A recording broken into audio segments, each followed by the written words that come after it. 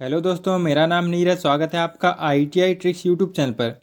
दोस्तों, इस वीडियो में हम ITI फिटर ट्रेड के फर्स्ट ईयर एग्जाम के लिए मोस्ट इंपोर्टेंट क्वेश्चन सॉल्व करेंगे जो आपके एग्जाम में आएंगे ही। दोस्तों, यह क्वेश्चन निम्मी पैटर्न पर आधारित हैं और पिछले सालों के एग्जाम में बार बार रिपीट हुए हैं।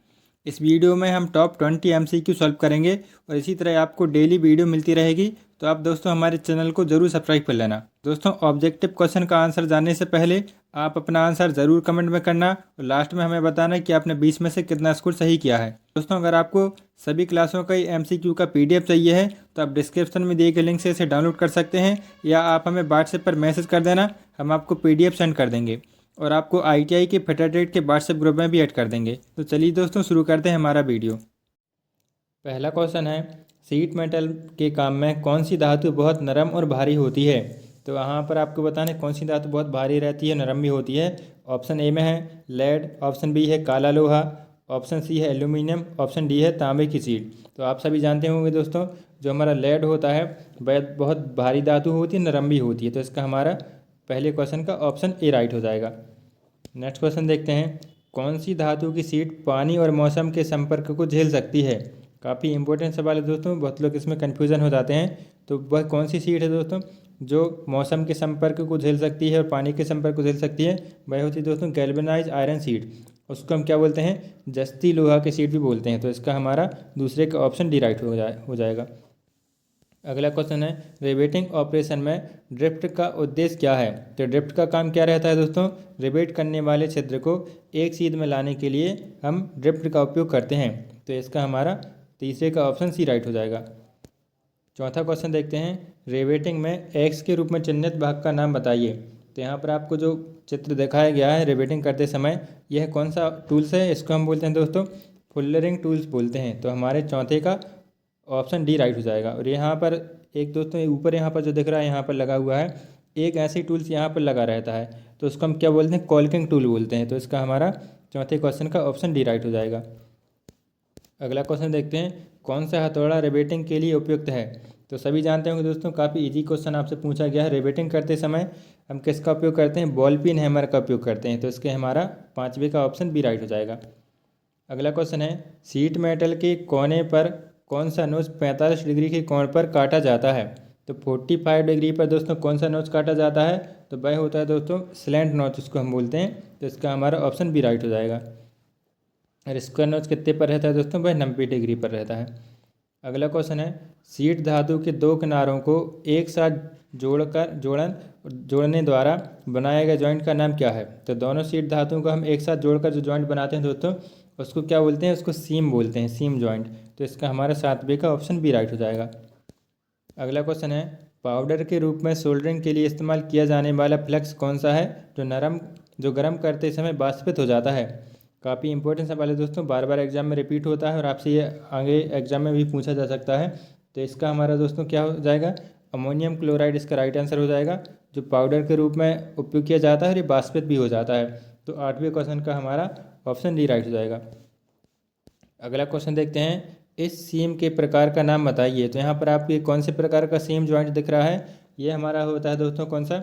लैप सीम होता है। तो इसका हमारा ऑप्शन ए राइट हो जाएगा। 10वां क्वेश्चन है, रिवेटिंग के सिरे के प्रक्षेपण से बचने के लिए किस रिवेट का उपयोग किया जाता है? तो रिवेट का जो हेड रहता है दोस्तों, तो हेड को बचाने के लिए हम किसका उपयोग करते हैं? तो वह होता है दोस्तों कौन सा? काउंटर सिंक हेड रिवेट होता है। तो उससे क्या फ़ायदा होता है? जो हमारा जिस भी धातु पर हमें रिवेटिंग करनी है तो वह उसके अंदर ही चली जाती है, मतलब थोड़ा नीचे घुस कर चली जाती है। इस तरीके से कुछ होती है, यहाँ पर मैं चित्र बना कर दिखाता हूँ। इस तरीके से ये रिवेट रहती है। तो ये जो यहाँ पर आपको थोड़ा दिख रहा है ना मुड़ा हुआ, तो वह एकदम फ्लैट हो जाती है। तो ऊपर उसका हेड नहीं दिखता है, तो उसमें कोई भी विरूपण नहीं हो सकता है। तो इसका हमारा ऑप्शन डी राइट हो जाएगा, countersink head rivet. Next question देखते हैं दोस्तों। 11वां क्वेश्चन है, बंकिंग से बचने के लिए रिवेटिंग के बीच न्यूनतम दूरी क्या है?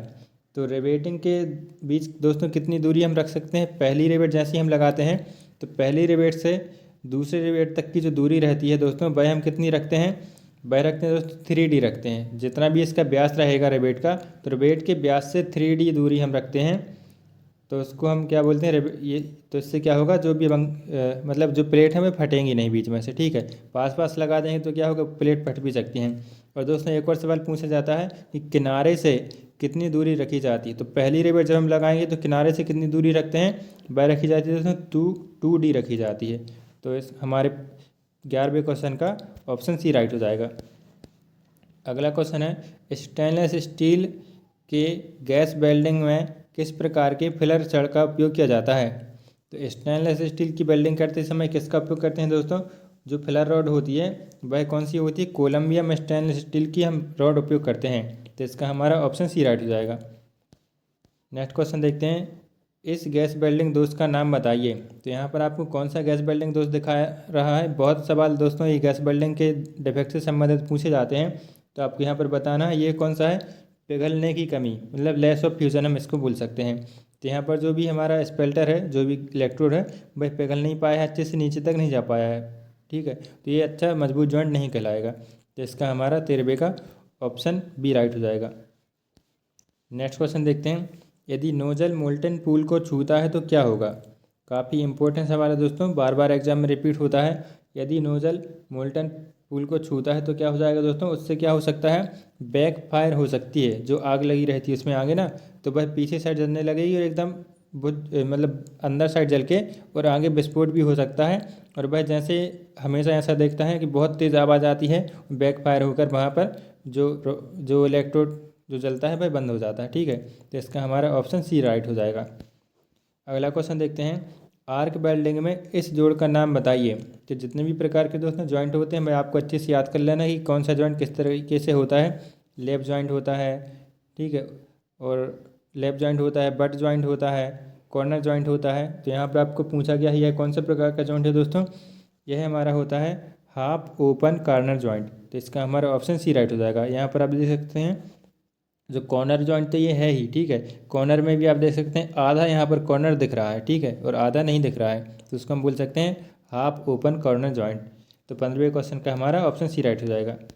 अगला क्वेश्चन है, एसी वेल्डिंग ट्रांसफार्मर का कार्य क्या है। तो एसी वेल्डिंग करते समय जो ट्रांसफार्मर लगा रहता है उसका काम क्या रहता है दोस्तों, काफ़ी ईजी सवाल है, तो बार बार एग्जाम रिपीट भी होता है और आपको इसको अच्छे से याद कर लेना चाहिए। तो एसी वेल्डिंग में जो हम ट्रांसफार्मर का उपयोग करते हैं दोस्तों, वो को क्या करता है, वोल्टेज को कम कर देता है और एम्पियर जो रहता है मतलब करंट को बढ़ा देता है, ठीक है। तो करंट को बढ़ा देता है और वोल्टेज को कम कर देता है। तो इसका हमारा 16वें क्वेश्चन का ऑप्शन ए राइट हो जाएगा। ये निम्न वोल्टेज उच्च धारा एम्पियर में परिवर्तित कर देता है। तो 16वें का हमारा ए राइट हो गया। नेक्स्ट क्वेश्चन देखते हैं, एसी वेल्डिंग ट्रांसफार्मर का नुकसान क्या है। तो इसका क्या नुकसान हो सकता है दोस्तों, एसी वेल्डिंग करते समय जो एसी वेल्डिंग का ट्रांसफार्मर रहता है उससे ये कमी रहती है दोस्तों, जो अलॉय धातु वेल्डिंग रहती है ना, उसमें इसकी वेल्डिंग नहीं की जा सकती है। तो इसका हमारा 17वें का ऑप्शन डी राइट हो जाएगा। अलॉय धातु वेल्डिंग के लिए उपयुक्त नहीं है। जो नॉन फेरस मेटल होते हैं वहाँ पर एसी वेल्डिंग काम नहीं करती है। तो हमारे 17वें का ऑप्शन डी राइट हो गया। 18वां क्वेश्चन देखते हैं, विद्युत लाइनों से दूर क्षेत्र के काम में कहीं भी किसी आर्क वेल्डिंग मशीन का उपयोग किया जाता है। ऐसी जगह पर जहाँ पर लाइट नहीं पहुँच सकती है, ठीक है, वहाँ पर कौन सी मशीन का उपयोग करेंगे दोस्तों, वहाँ पर हम इंजन जनरेटर सेट का उपयोग करेंगे। तो 18वें क्वेश्चन का दोस्तों हमारा ऑप्शन सी राइट हो जाएगा। तो वहाँ पर इंजन जनरेटर में क्या होता है, वहाँ पर अपने आप जनरेटर से अपनी बिजली बनती है और वहाँ पर हम आसानी से वेल्डिंग कर सकते हैं जहाँ पर बिजली नहीं पहुँच सकती है। अगला क्वेश्चन देखते हैं, कौन सी आर्क वेल्डिंग मशीन इलेक्ट्रोड और जॉब में बेहतर ऊष्मा वितरण प्रदान करती है। तो वह कौन सी होती है दोस्तों, वह हमारा होता है रेक्टिफायर सेट होता है। तो इसका हमारा ऑप्शन ए राइट हो जाएगा। लास्ट क्वेश्चन देखते हैं, एसिटिलीन गैस पर सिलेंडर पर किस रंग का पेंट होता है। बहुत ईजी सवाल है दोस्तों। एसिटिलीन पर कौन से रंग का पेंट रहता है, तो वह होता है दोस्तों मैरून कलर का होता है एसिटिलीन पर। और काले रंग का किस पर होता है दोस्तों, वह होता है ऑक्सीजन सिलेंडर का रंग काला होता है और एसिटिलीन का मैरून कलर होता है। तो दोस्तों हमारे 20वें क्वेश्चन का ऑप्शन डी राइट हो जाएगा। इस तरीके से हमारे दोस्तों सारे 20 क्वेश्चन कंप्लीट हो गए हैं। उसका आप ये आंसर की भी देख सकते हैं। और अगर आपको इसका PDF चाहिए तब हमारे व्हाट्सएप ग्रुप पर ऐड हो जाइए, वहाँ पर हम इसको आपका PDF दे देंगे, या तो फिर आप डिस्क्रिप्शन में दिए गए लिंक से इसका PDF डाउनलोड कर सकते हैं। तो चलिए दोस्तों मिलते हैं अगली वीडियो पर, तब तक के लिए आपका बहुत बहुत धन्यवाद।